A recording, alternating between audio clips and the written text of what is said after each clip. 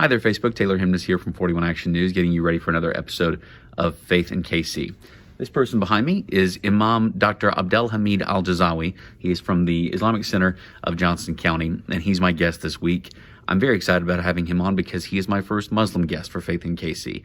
I was looking for the right person to talk to on this particular subject, and I reached out to a friend of mine who sent me this way, and I'm so glad he did. I really enjoyed my conversation with Dr. Algizawi. He could not have been kinder. He could not have had better insight about the last year and into his faith. And he had some pretty incredible stories about things that have happened to him over the last few months as well. So I want to give you a preview of this week's edition of Faith in KC. Here you go. The friend is, he stayed like 6 months, coming back and forth and praying with us every time. And he recited the Quran, and he sit down with us in the talk and so on such.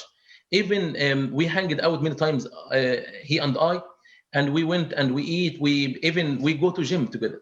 Imagine. Then one day while he's driving the car, I told him, "How many years you are in Islam?" He said, "No, I am not a Muslim."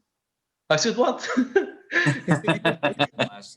Have you seen people coming to you and saying, "Hey, I got to try something. I want to learn more about this because I've never been a person of faith before and I want to learn more about this"? Or have you seen people coming to you and saying, I grew up as a member of your faith. My family was very serious about it. As I've grown, I've walked away from it. I'd like to come back. What has been that aspect of how people have chosen to use faith in your community this year?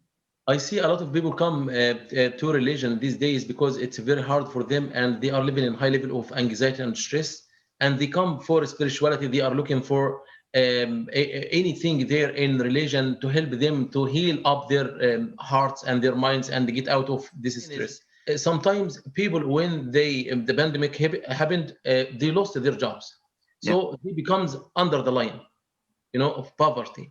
So all of us at the time, we have to stand up to help him or her to pay the rent, to help the kids to go to school, to pay for his gas, to pay his bills.